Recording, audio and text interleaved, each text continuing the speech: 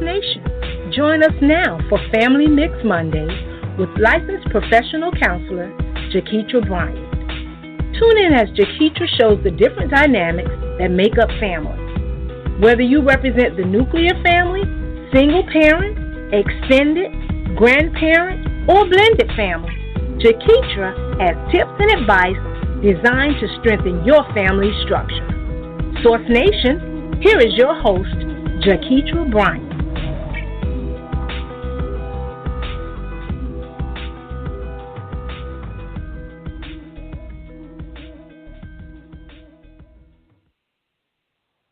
Good evening, Source Nation. I am your host, Jaketra Bryant, and I want to welcome you to Family Mix Mondays, which is a show where I discuss breaking cycles, building back up our families, and discussions from a range of intentional parenting, domestic, sexual abuse, sky's the limit, and tonight is no different. We will kick off a new series titled How to Parent Children with Special Needs.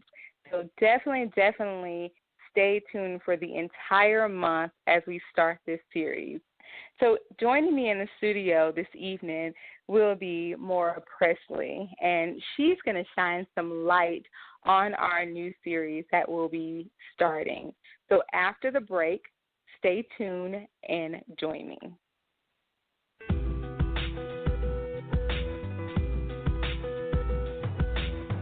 Source Nation, stay tuned. You're listening live to Family Mix Mondays with your host, Jaketra Bryant.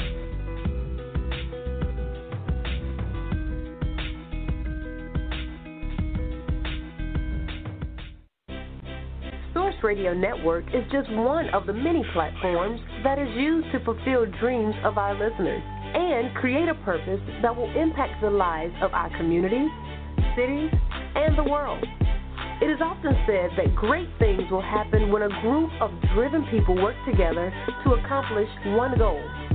We're giving people the opportunity to have a voice, translate words that haven't been heard, and paint pictures that no one has seen. Source Radio Network is fueling your life's purpose. How can you listen? www.blogtalkradio.com/Source Radio.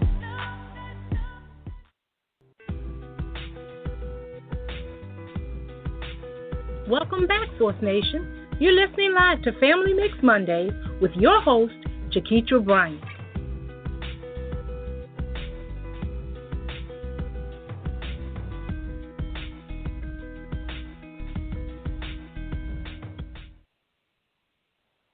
Welcome back, Source Nation. Again, I am your host, Jaketra Bryant, and you're listening live to Family Mix Mondays. Before the break, I mentioned that we are starting our new series of parenting a child with special needs. And we have a special guest in the studio who's going to shine so much light and answer so many questions for this particular topic. So before she comes in, let me tell you a little bit about her. So Mora Pressley received a BA in Special Education and MED in Teaching, Learning, and Advocacy from the College of Charleston and is currently pursuing a PhD in Education of Students with Exceptionalities at Georgia State University in Atlanta, Georgia. She also received a doctoral student fellowship from the Department of Education and currently conducts research within the Office of Special Education Leadership Grant. A strong advocate for merging important topics in special education and school-based mental health, she involves pre-service and in-service special educators in thinking about ways to incorporate trauma-informed care practices in special education. Her professional interests focus on empowering special education pre-service and in-service teachers, facilitating evidence-informed professional development, and incorporating trauma-informed care practices in schools and classrooms for students with special needs. Her personal mission statement is to empower, engage, and equip parents, teachers, and advocates of children with special needs to believe that they play an invaluable role in their academic, behavior, and social emotional success. And I do believe we have Miss Mora in the studio. So, Mora, hello. Welcome to Family Mix Mondays. Hi. How are you this evening, Jaketra? Good. How are you? Thank you so much for being a part of this series. I am wonderful. Thank you so much for having me. This is such an honor to be a part of the show, and hopefully just build knowledge and awareness around supporting parents of children with special needs. Yes. So before we actually get started on it, go ahead and tell Source Nation a little bit more about you and any new things you have going on right now. Well, besides being a mother of an intelligent and handsome 9-year-old son, Asen, I am spending the majority of my time working towards a PhD in special education at Georgia State University. I'm currently in the Department of Educational Psychology, Special Education, and Communication Disorders. And within this particular department, I'm working on a leadership grant within the Office of Special Education. And this particular grant is called Project Leaders. It's a long acronym for Leaders in Exceptionalities, Alternative and Delinquency-Related Environments through Research and Scholarship. Definitely a mouthful.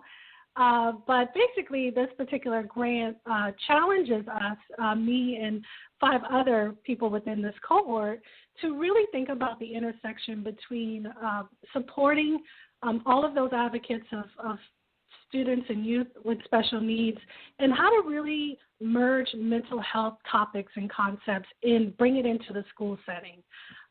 So we know that there's a lot of trauma. We know that there's a lot of mental health needs among our children with disabilities, and really challenging the school system to play a major part in providing those school-based mental health services. So I spend a lot of my time educating the community, talking to teachers, talking to anyone who's interested and passionate about the intersection between servicing those students with disabilities and thinking about the mental health needs of that population as well. Yes. So sounds like you are a great fit for tonight's series and just the series period. So parents, if you have a young child that's headed to school, that's currently in school, or you just want just to know more about this topic, please tune in.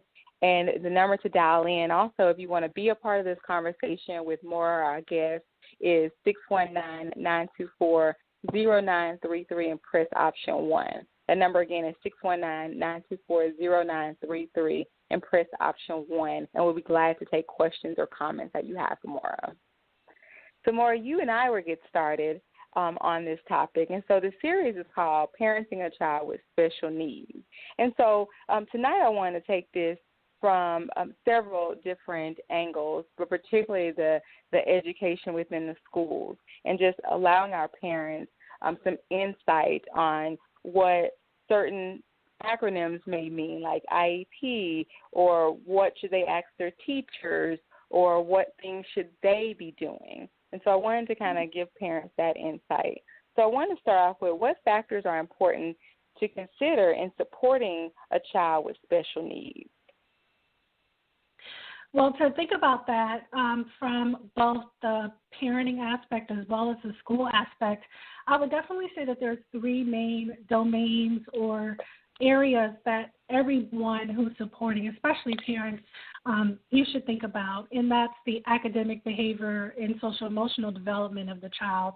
So academically, what I mean is just making sure that as a parent, you encourage those early literacy and mathematics skills, doing everything that you can in the home to support that academic development, whether it's just exposing them to print, speaking to them, engaging with them in conversation to improve vocabulary, thinking about as a parent, what can I do at home to support that academic enrichment of my child before they enter into the school system, as well as thinking about what I can do to continue to support them once they do get into the school system.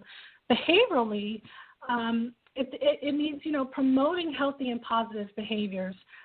Not only talking about what behaviors are healthy, what behaviors are positive, but modeling that appropriate behavior, right? So you want to make sure that you take every advantage to model appropriate behaviors at home as well as in the community. And by social emotional development, just promoting mental health, supporting mental health of the child, whether that child is preschool aged or school age. providing access to counselors and thinking about what types of related service providers do I need, actually seeking out those particular resources, knowing what resources are available to you within the community as well as in the school setting. I like what you said about the modeling portion. I'm a big person when it comes to modeling. And so when I thought of that, I just began to just thinking of, like, I can see some parents possibly thinking that, well, how am I supposed to model when I'm still in the midst of just trying to understand everything that comes with education, everything that's going to come with, like, social parts and the emotional part, and maybe feeling as if they can't relate to their child or they don't quite understand how to help their child. So what would that modeling look like for a child when it comes to the emotional side? Well, I think just as a parent, not overthinking it, right? First off, I would say just going about your daily life and going about that daily routine in a healthy way, how you're conversing with other adults in your community in those different environments that child is privy to, accessing alongside with you. When you're in the grocery store, modeling what appropriate conversations look like.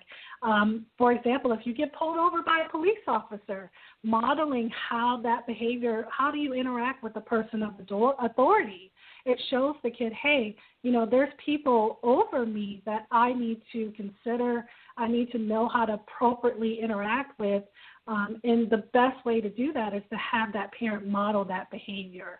And again, I want to reiterate, not rethinking it. And just as a parent, going about your daily life, including your child, and helping them to process those things. If they have questions or they are curious, well, Mom, why did that police officer pull you over? Or, Mom, why did you respond in this way? Or why did that man say that? And really thinking about how do I answer that question so that it can impact them and their behavior, and modeling what's most appropriate developmentally for myself as an adult, and then helping that child think about what's appropriate for them to model developmentally. Yes, I love it. And I think that's across the board, right? When you think more, just, even if it wasn't parenting a child that has special needs, but just our little ones in particular, our toddlers, are just watching everything we do. So learning to be mindful of that is something that's important. And it really sounds like you're saying just create your normal day-to-day routine and just being mindful of what you want this child to begin to mimic. If you want them to mimic tantrums and throwing stuff around, then, that may be your response in a grocery store or to the police officer.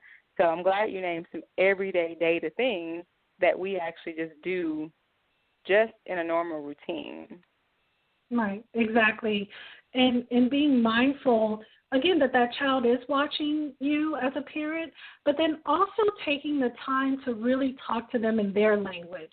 So if that means that you have to break down that response in a way that they can understand, taking the time to do that with that child is most important.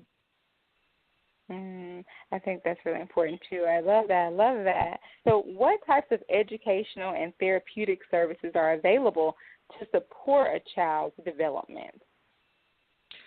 So you kind of think about, from an educational standpoint, there's many services available within communities, school districts, as well as just thinking about it at a state level to assist you in meeting the needs of the child with disabilities in your family. If you kind of think about preschool age, families with a young child with disabilities, and when I say families with a young child birth through up to the third birthday, they can access early intervention services, which are designed to identify and treat developmental problems as early as possible. So, for example, if a child that has a disability, and I want to make sure that before I get into thinking about what a disability is, when I say disability, I'm going off of the definition given to us by IDEA, which is the Individuals with Disabilities Education Act, they talk about 13 different disability categories, and I'll just list them very quickly for you, just so that as parents, when I say a child with a disability, you know that I'm including you in this discussion. So the 13 different disability categories are autism, deafness, deaf-blindness, hearing impairment, intellectual disabilities, multiple disabilities, orthopedic impairment, other health impairment, serious emotional disturbance, specific learning disability, speech or language impairment, traumatic brain injury, as well as a visual impairment, including blindness. So I wanted to be sure that parents that are listening in, they know that I'm talking to them and I'm considering all of the different categories that IDEA discusses. So going back, if your child is identified with a disability within those categories, before the age of 3, you qualify for early intervention services. And basically, those services are designed to help your child prepare for that school setting. It's designed to help the parents think about what is it that my child needs, what are their strengths, what are their weaknesses, what are things that we can be working on academically, behaviorally, social, emotionally to support that child to have the best success once they reach that school age. And then we can get into a little bit more detail around early intervention services if we need to. But then thinking about it from a school age perspective, you can have those special education and related services, and that's where you're going to get into more of the individual education plan, or as some of my parents might know it as an IEP. And then within that IEP, there's specific tasks and goals and things that we'll assess at the school age level that's developmentally appropriate, and thinking about how we can best service that child within the school setting. That's good. I wasn't even aware of all those categories, and as I was thinking about like the it's really informative just to even know where the umbrella lies, because I think the harm that a lot of school systems do, not all, but some, is grouping kids. Right. And grouping them when it comes to even emotional disturbances, to titling everybody has this, everybody has that, and no like subcategories broken down so education can even be given. And so when you were talking, I was thinking about like my perspective as a young kid, and to the kids who went into a different classroom, or the kids who maybe weren't as mobile as myself, and what I thought those kids were like, and just really being miseducated even as a young kid, and still not having my parents or teachers explain to me anything any different or educate me. So I wanted you to just explain what special education is when it comes to, like, when you're seeing kids in school systems, or when the term is thrown out, like how would people define like what special education is? And that's such a great question, Jaketra. You know, really answering that question around what special education is. And before I get into that, I wanted to address what you were saying around the stigma around special education, and how that impacts people when they're not aware of what this service really means, and especially what it means in the school setting. So I'm glad that you pointed that out, because I often think that as being a special educator, I taught middle school self-contained for 4 years in Charleston, South Carolina, Berkeley County School District. So I definitely understand as a teacher the stigma that some of my students even dealt with, and how because they were in this separate classroom, because they needed additional services outside of the traditional classroom setting, that often put them in a position where a lot of people didn't understand them, or they didn't know how to approach them. So I'm hoping that, you know, as we increase awareness around it, we can get to a point where, you know, the general population understands that this is just an extra service, just like we go and meet a need for a mental health counselor, or students need extra help after school. This is something that the school provides. Special education is a service that's provided to people who need this. So if you want to think about kind of the general definition of special education, it's instruction that's specifically designed to meet the unique needs of children who have disabilities. It's provided in public schools. The service is provided in public schools at no cost to parents, and it can include special instruction in the classroom, special instruction at home, in hospitals or institutions, or in other therapeutic settings. So if you think about some of those categories that we talked about, if a child is dealing with a traumatic brain injury, special education is designed to come into wherever it's most convenient for that child to learn, to be able to impart that academic, behavioral, social, emotional knowledge to that child, as well as supporting the family through those developmental stages. And the definition of special education, again, comes from IDEA, Individuals with Disabilities Education Act. And this law gives eligible children with disabilities the right to receive those special services and assistance in school.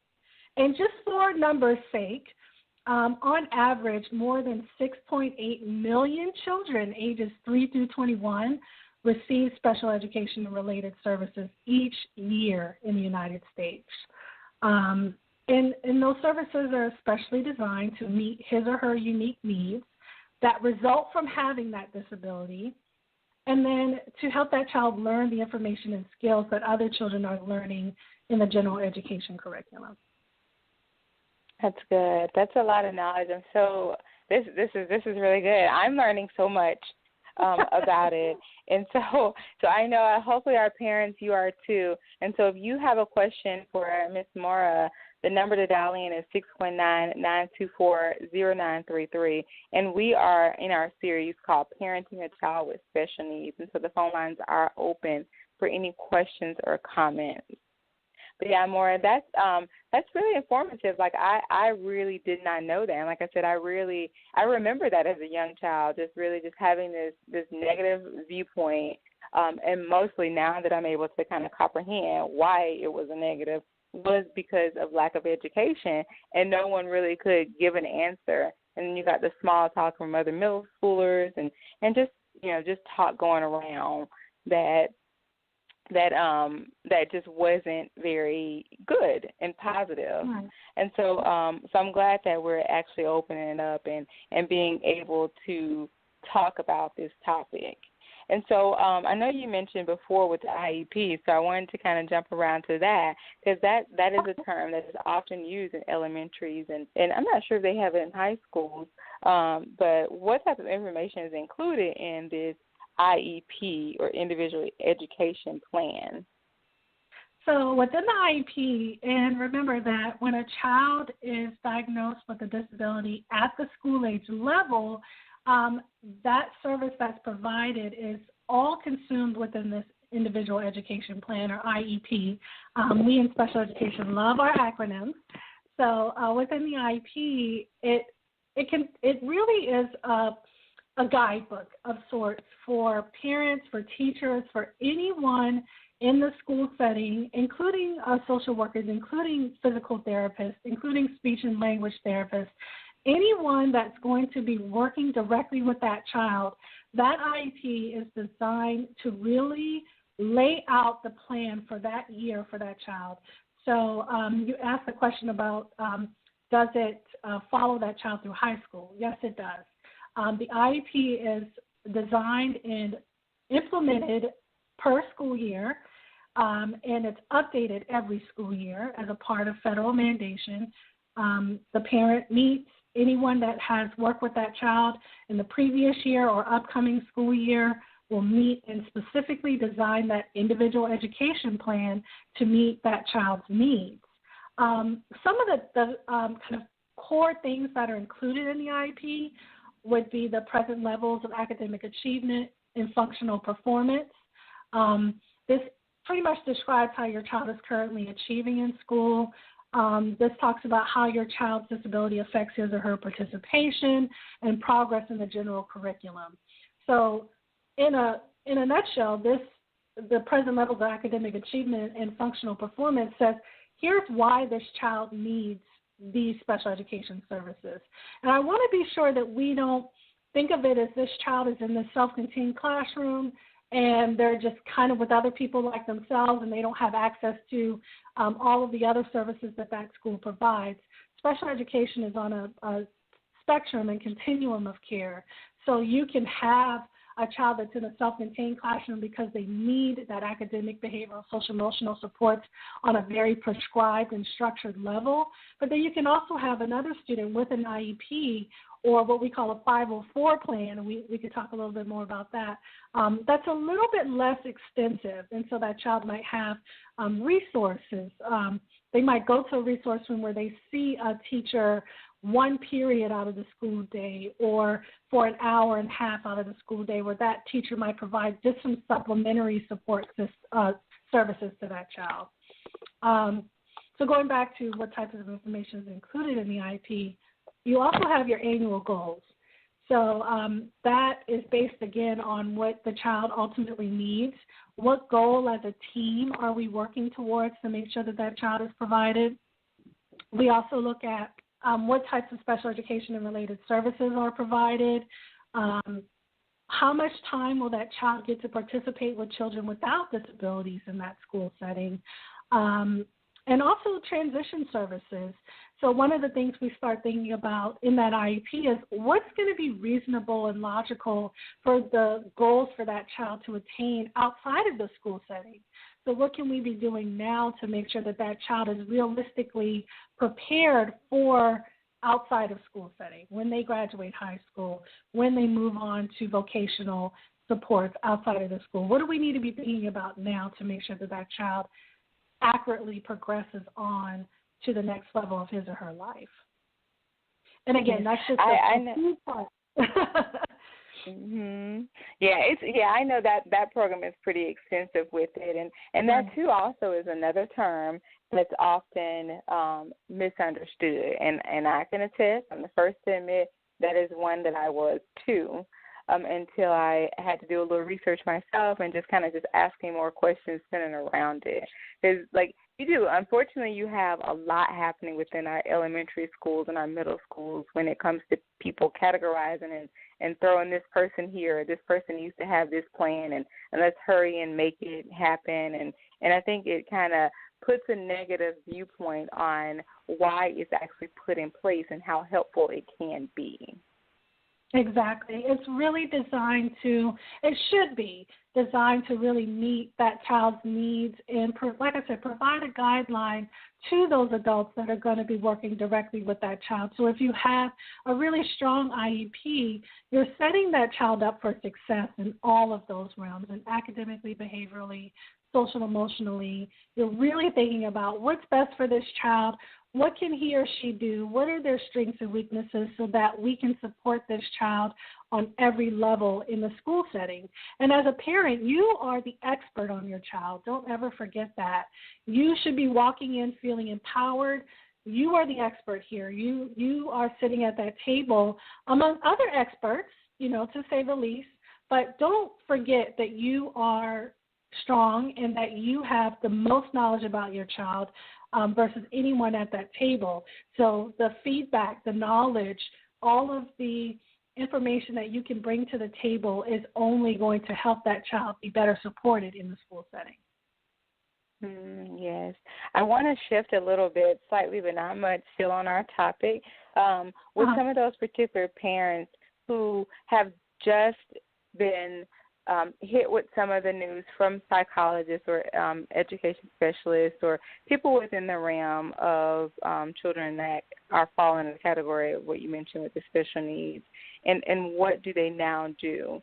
So after evaluation has taken place, a referral has been put in to parents. What should parents then begin doing? Well, I would say, just even if a child's been diagnosed and by the school, or the school has said, hey, we've done some assessments and we believe that your child needs some services in the school setting, I would advise parents to sit down and really just take a moment to figure out some specific things about your child.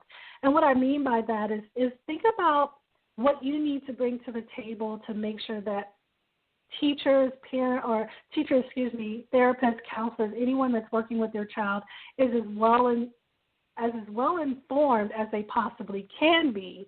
So maybe think about how well your child speaks and understands language. What's the best way to communicate with my child? Think about how your child thinks and behaves. How does he or she respond to reprimand? What have you seen that helps your child understand when there's a consequence? How well does your child adapt to changes in his or her environment? What's necessary to help support my child through transition? Here's what I found that helps at home. Maybe this could work in the school setting. Think about how well your child has done academically. Are there some areas that your child is stronger in versus others? I know, for example, a parent could say, well, my child really enjoys reading. Literacy has always been a strong point in our family. However, when it comes to math, I've noticed that he or she has trouble around mathematical computation, understanding number representation. That's something that I've seen in the home that I know that my child would need additional support in. Think about how well your child functions in a number of areas, such as moving, thinking, learning, seeing, and hearing. Are there particular sensory issue problems that I might need to look at? I've noticed that when, for example, a parent could say, I've noticed when ambulances or sirens go by my child, he doesn't really respond well. So that's something that as a team we need to consider. And then later on, thinking about school-aged, what your child's job-related and other post-school interests and abilities are. So, for example, a parent could say, I know that my child is interested in drawing or writing. They like art. They like to be creative. So bringing all of that knowledge to the table only helps empower the people that are working with your child day-to-day in that school setting. Yes, I think that's a really good point. And so I was thinking about, a lot of the time, some of it we can find out very early when a kid is 3 or 4 when it comes to verbal skills, or like you mentioned, like the ambulance and the sensory, that stuff we can find out. What about for those parents who kid possibly has gone through kindergarten, first, second, third, and now we're getting more into the academic side, and they've just not been evaluated, and they really don't want to let their child be left behind? How can that parent actually adapt to the special education services, and what would they need to do? One of the first things I would suggest is to tell them to go to that particular school setting that's providing those services. One of the best things you can do as a parent, especially when the school is taking over and coming to you with this, is to make that connection with that teacher. Who is that main service provider? Who is that special educator in that school setting that's going to be providing those services? That special educator is going to tell you a lot about what to expect. What are some things that you could be doing dependent on that particular classroom setting? That special educator could just give you more information about what you can be doing in the next couple of weeks, what to expect at the IEP meeting, which I've kind of briefly stated beforehand. But, I think that just going to that school setting, being knowledgeable about what's going to happen in that environment, and making that connection with that special education teacher is probably the best thing that you can do. I won't speak to a specific, here's exactly what you should do, because I want to make sure that parents know that every classroom, every school setting is going to be different and how they might respond to that child. So the best thing you can do is just get into that environment and make those connections with those teachers and service providers that are going to be working with your student or with your child. Yes. I can definitely see it definitely being case by case, school system by school system, depending on it, to figure out what's going to be the best fit for your child. When you do find out something when they're 8 or 9 or 10 years old, I can imagine that adjustment for the parents can also be something that's going to be new to them as well. especially given if IEP begins to go in place. Because I'm not mistaken, that has like yearly meetings, doesn't it? Yeah, so the IEP meeting will invite the parent or caregiver to come to that annual meeting, and that's where the child's progress over the school year is being reported out, as well as what are the goals for the next school year. So there's a lot of information to be gained at that meeting. Now, I don't want to say you should only go into the school once a year. I want to, of course, advocate for parents to go out and really be part of that classroom and really make that connection with the special educator throughout the school year. And, even just setting up a monthly reminder to send an email. Let me just send an email to check in. Usually special educators are really good about responding and letting parents know how their child is doing, especially behaviorally. If your child is struggling or behavior is a challenge for your child. So we want to make sure that we reach in to hear about the good things as well as some of the challenges that are happening on a day-to-day basis. Yes. And so, I wanted to give the parents different things that they also can look for as far as like reminders of things that they should be looking out for. But I also want to leave some time for you to talk about your research and what parents can actually begin looking for when it comes to the trauma side that you look at. But before we do that, what might be some of the biggest day-to-day problem areas that parents of children with special needs may actually face that they would need to begin looking out for? You mean as far as parents in supporting a child with special needs or day-to-day problems with that particular child? Explain that just a little bit more. Yeah, day-to-day problems with the actual child when that has special needs for the sake of the parent. So maybe some problematic areas that the parent actually may face. I think the day-to-day problems that a lot of the parents that I've encountered surround behavior. I think a lot of the times parents struggle with how to support their child with special needs around how do I help them really have the necessary behavior and appropriate behavior, especially in public settings or community settings where people around that child may not know that they have a disability, especially one that means that the child may be a little bit more hyper. It means that the child may have some self-regulation difficulties. It means that the child doesn't know how to necessarily regulate their behavior as quickly as we're used to with the child maybe developmentally.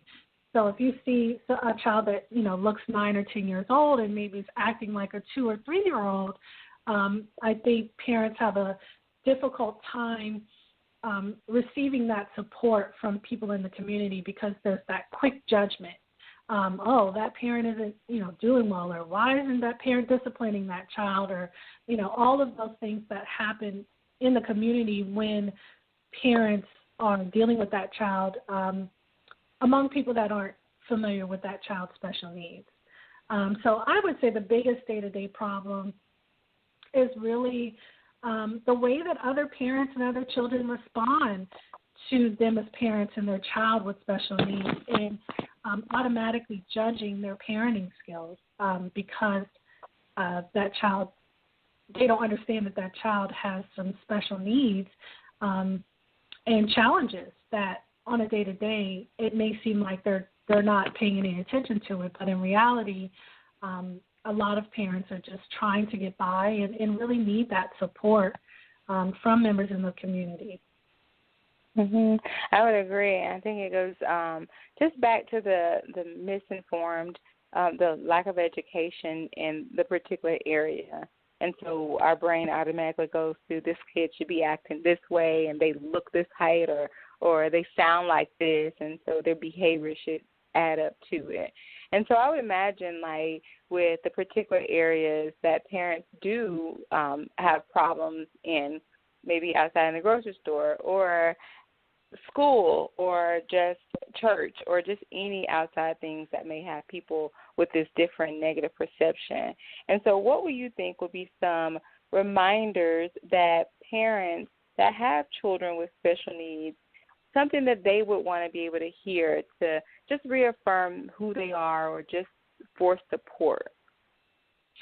So if I had to pick three things, the first thing I would say is that you are not alone. There may not be anyone else with the same constellation of symptoms as your child, but there are people with similar challenges, and find those people. I would challenge parents to go out and really seek those community groups. I've never met anyone with all of the same challenges as the same kid or any parent with the same exact challenges, but it's important to have that strong network within each separate diagnosis, because just because we don't have our child doesn't have the same disability doesn't mean that we can't support each other in some of those day-to-day challenges that we deal with. Don't be afraid to reach out and really get that support network of other parents that have children with special needs as well as without, because it builds that knowledge. The second thing is, I would say, is to make time to enjoy your kids. I think we as parents, we're very busy, right?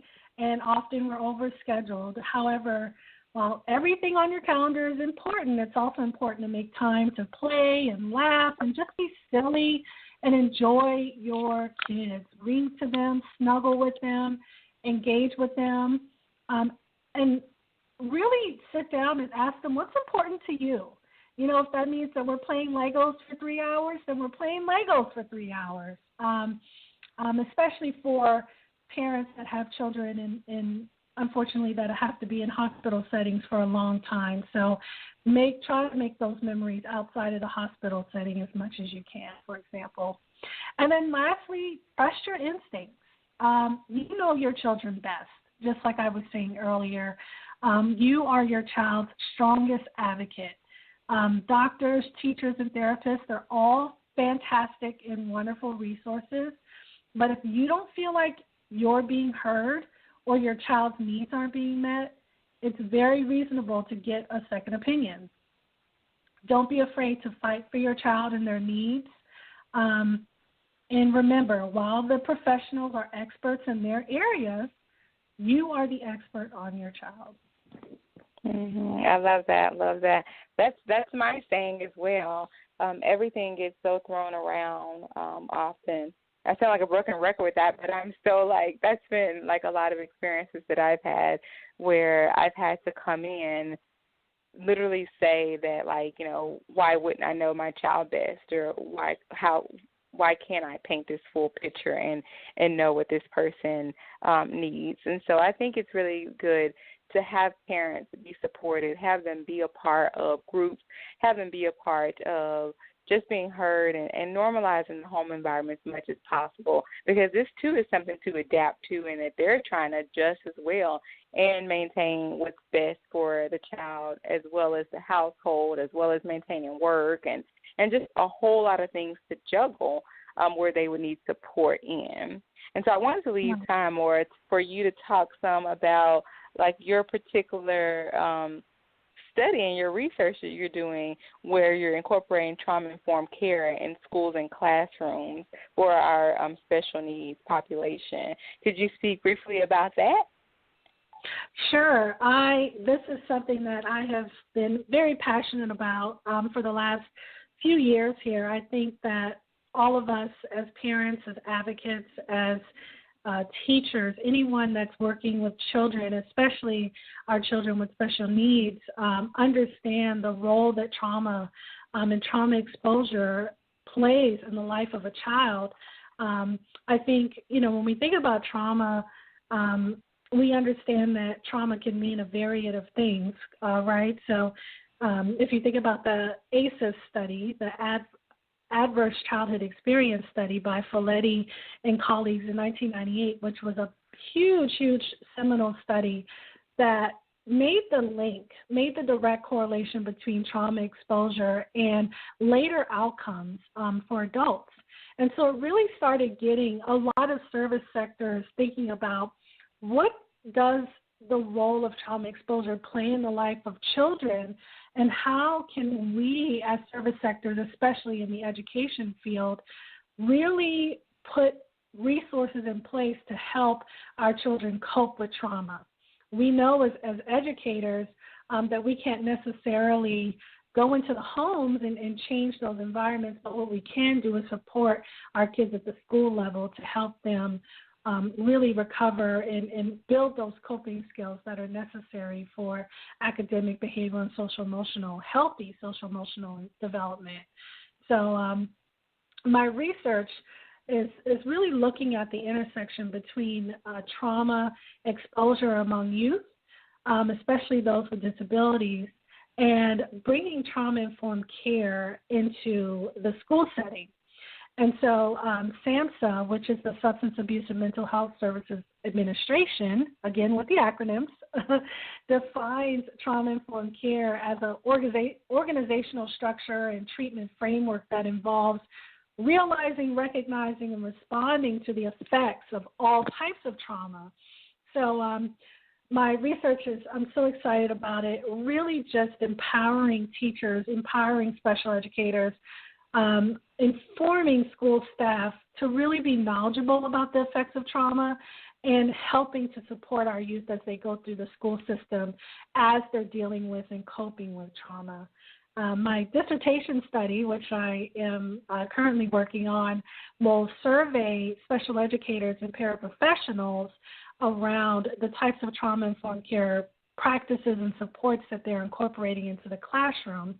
And I'm hoping to take that data and develop professional development, trainings around trauma-informed care, and really building that capacity within schools and classroom settings. Yes, I think it's such a great topic. And so tell Source Nation how could they maybe learn more about it, follow up on when it's published, and just get in touch with you anytime after the show to find out more about your research. Yeah, of course. You can contact me directly at my email address. It's Pressley, Pressley, Mora, Mora, @gmail.com. You can also find me on Facebook, www.facebook.com/mora.pressley. Or I have a kind of a portfolio website that just highlights some of my interests that you can find me at http://morapressleyportfolio.weebly.com. Again, if all of that went very quickly, just email me directly, and I would be happy to link you with some resources around trauma, around supporting your children with special needs in the school setting, preschool as well as school settings. I'm very passionate about empowerment and just letting everyone know that they have the knowledge, they have the power to really make an impact and benefit a child with special needs. Yes, this has been awesome, Mora, and I thank you again for just being a part of starting a series of Parenting a Child with Special Needs. And I'll definitely make sure I have you back throughout the year to give some more information. But thank you so much for calling in today. Thank you so soon. much for having me. I hope to be able to come back and talk more even about trauma if we have parents or educators that are interested in that. Yes, I'll make sure I make that a topic. All right, thank you. Thank you, Jaketra. Bye-bye. Have a great night. Bye. You too. Bye-bye. So, Source Nation, that was Mora Pressley, and we started our series of Parenting a Child with Special Needs.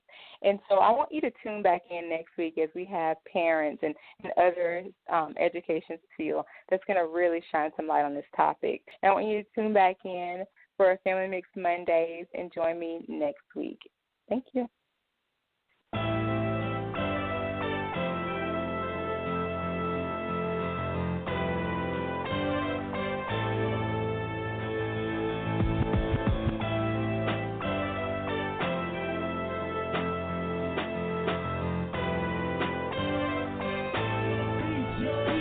Get at me for beats, yo.